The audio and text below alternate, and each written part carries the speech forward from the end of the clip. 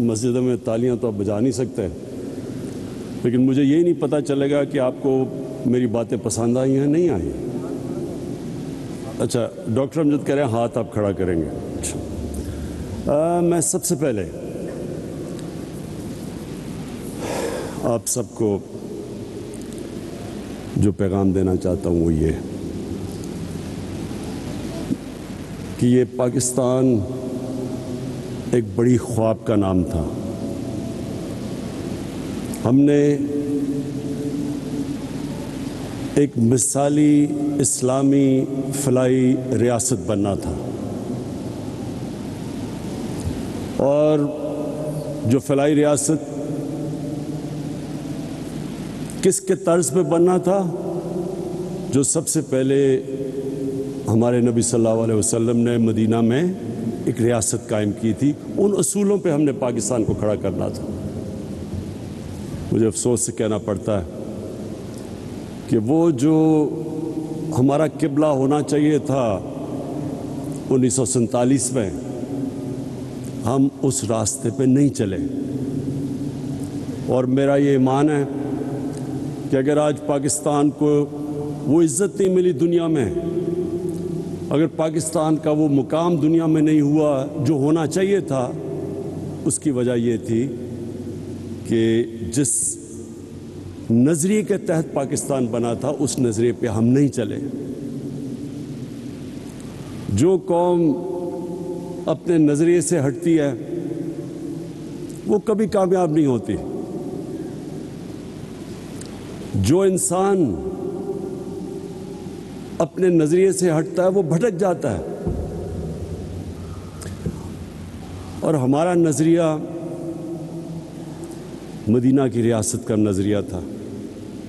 اس میں دو سب سے اہم چیزیں تھیں، ایک انسانیت، فلاحی ریاست جدھر ریاست نے اپنے کمزور طبقے کی ذمہ داری لینی تھی، جس کو انگریزی میں ویلفیئر اسٹیٹ کہتے ہیں، اور دوسرا جو نبی صلی اللہ علیہ وسلم کا حکم تھا کہ جو قوم طاقتور چور کو چھوڑ دیتی ہے اور کمزور چور کو جیل میں ڈالتی ہے وہ تباہ ہو جاتی ہے، یعنی جس قوم میں انصاف نہیں ہوتا وہ تباہ ہو جاتی ہے۔ اور انہوں نے پھر کہا کہ میری بیٹی بھی اگر چوری کرے گی تو اس کو بھی سزا ملے گی، یعنی کوئی قانون سے اوپر نہیں ہے۔ یہ دو سب سے بڑے اصول تھے جو بنیاد بنے مدینہ کی ریاست میں۔ اور بھی تھے، میریٹوکریسی تھی، خواتین کو پہلی دفعہ جائیداد میں حق دیا گیا،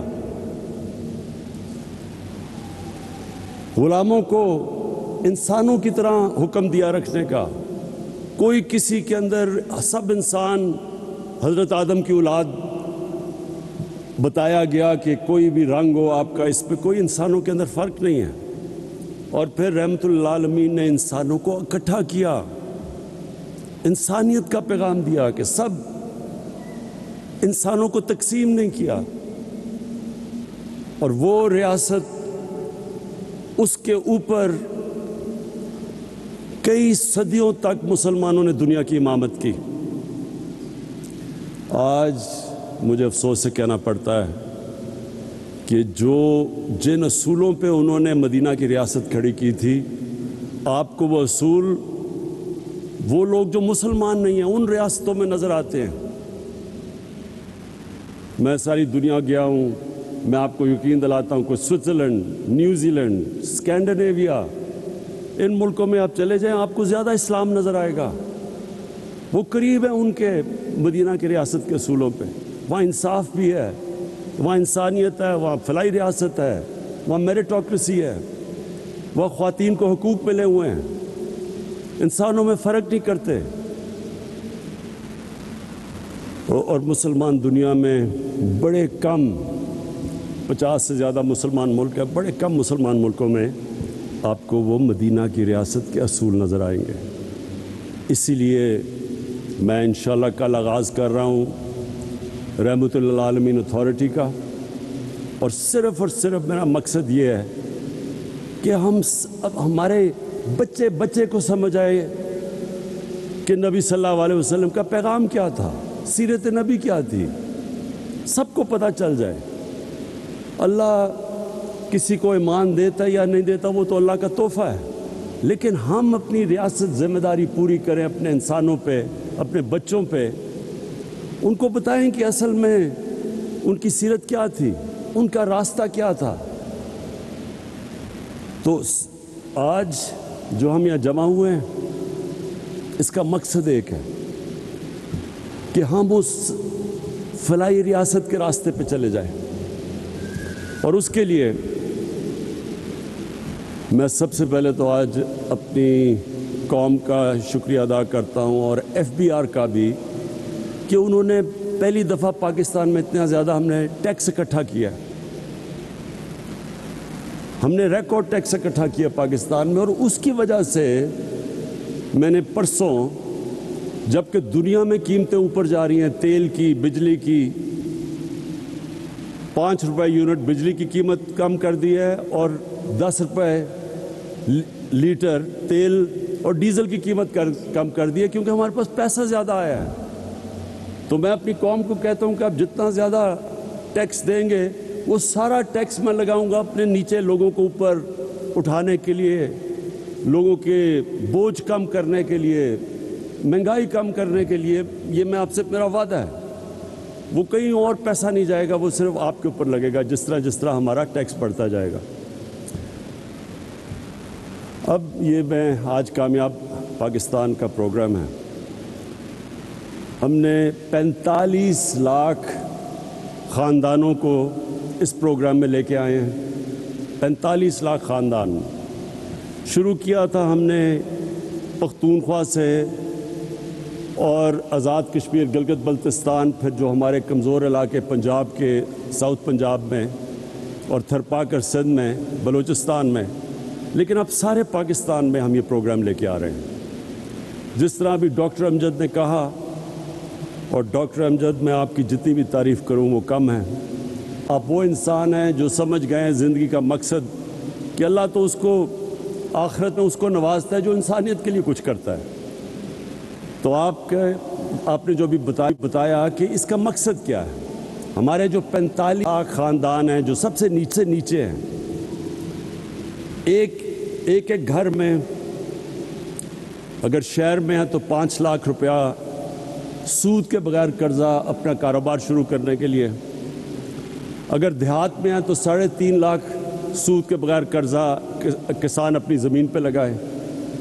اور 20 لاکھ سود کے بغیر قرضہ اپنا گھر بنانے کے لیے۔ اور پھر اسی خاندان میں اگر ٹیکنیکل ایجوکیشن، ایک فرد کو ٹیکنیکل ایجوکیشن دے تاکہ وہ ہنر سیکھے اور اپنے لیے کما سکے گھر پہ۔ اور اب تو آئی ٹی ایک ایسا شعبہ ہے، انفارمیشن ٹیکنالوجی، کہ آپ 6 مہینے 12 مہینے میں ایک بچے کو ٹرین کر سکتے ہیں، وہ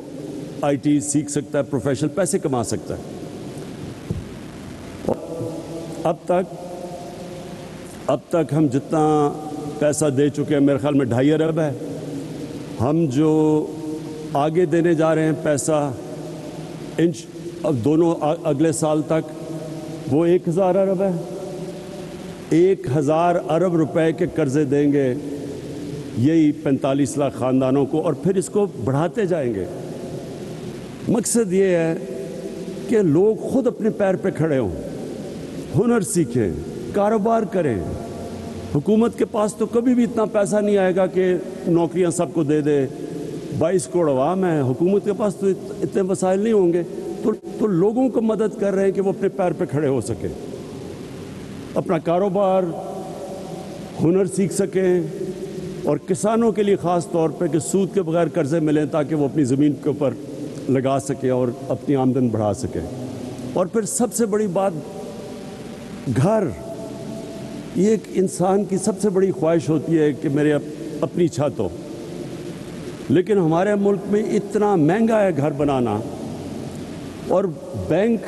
ابھی تک قرضے ہی نہیں دیتے تھے چھوٹے لوگوں کو،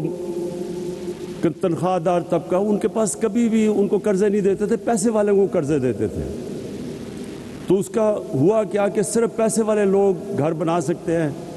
اور ہمارے یہاں کچی آبادیاں یہ بڑھتی جا رہی ہیں۔ کراچی میں تقریباً 40% کراچی کچی آبادیاں ہو گیا ہے، ہر شہر میں بڑھتی جا رہی ہیں۔ لاہور میں کچی آبادیاں، کیونکہ لوگوں کے پاس پیسہ نہیں ہے اپنا گھر بنانے کے لیے۔ تو یہ کوشش، ایک تو یہ کہ سب سے جو 45 لاکھ غریب خاندان ہیں ان کو 20 لاکھ کا سود کے بغیر قرضہ، اور پھر ہم نے اب بینکوں کو تیار کیا ہے۔ پہلی دفعہ پاکستان میں بینک اب تنخواہ دار اور اس طبقہ جو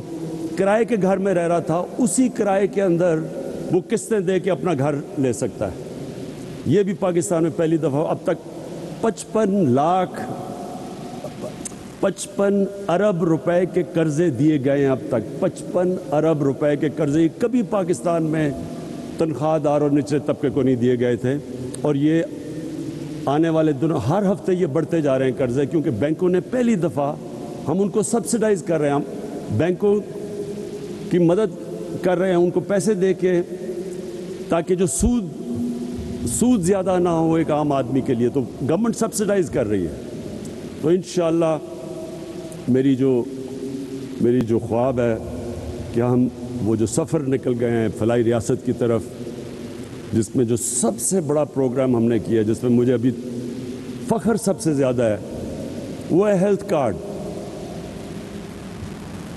اس مہینے کے اینڈ تک سارے پنجاب کے خاندان کے پاس ہیلتھ کارڈ آ جائے گا۔ یہ پھر سے سن لیں، ہیلتھ کارڈ کیا ہے؟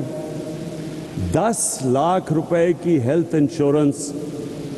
ہر پنجاب، پختونخوا، آزاد کشمیر، گلگت بلتستان، بلوچستان،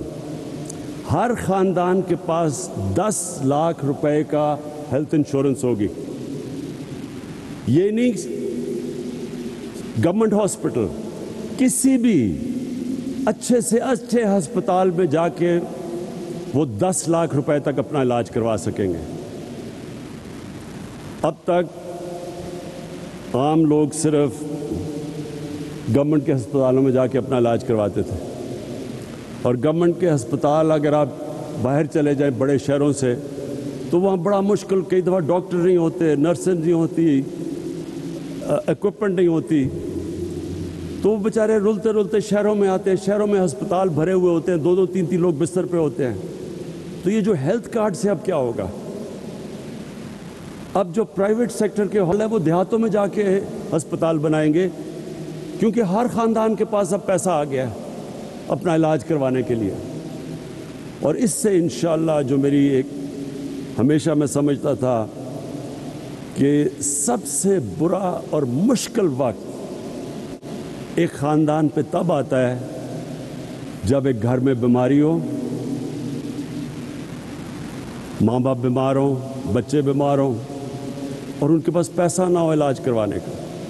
اس سے زیادہ ایک گھر میں بے بسی کا عالم نہیں ہوتا۔ تو یہ مجھے جو سب سے بڑی خوشی، اگر مجھے پوچھیں کہ 3.5 سال میں آپ کو کس چیز میں سب سے زیادہ خوشی ملی ہے، وہ اس میں ملی ہے کہ انشاءاللہ اس مہینے کے اینڈ تک سارے پاکستان کے خاندانوں کے پاس 10 لاکھ روپے کا ہیلتھ انشورنس آ جائے گی، کسی بھی ہسپتال میں جا کے اپنا علاج کروا سکتے ہیں۔ میں آخر میں سارے جتنے بھی لوگوں نے مل کے یہ کامیاب پاکستان میں، جتنے بھی اداروں نے، اخوت، NRSP، سب نے جنہوں نے مل کے یہاں تک یہ ممکن کیا ہے، میں آپ سب کو خراج تحسین پیش کرتا ہوں۔ اور یہ جو ہم نے شروع کیا ہے، یہ راستہ، یہ وہ خواب ہے جو علامہ اقبال نے سوچا تھا جب انہوں نے پاکستان کا تصور کیا تھا۔ یہ اس راستے پہ انشاءاللہ ہم نکل گئے ہیں جو میں سمجھتا ہوں کہ پاکستان کی عظمت کا راستہ ہے۔ پاکستان پائندہ باد۔ وزیر اعظم عمران خان تقریب سے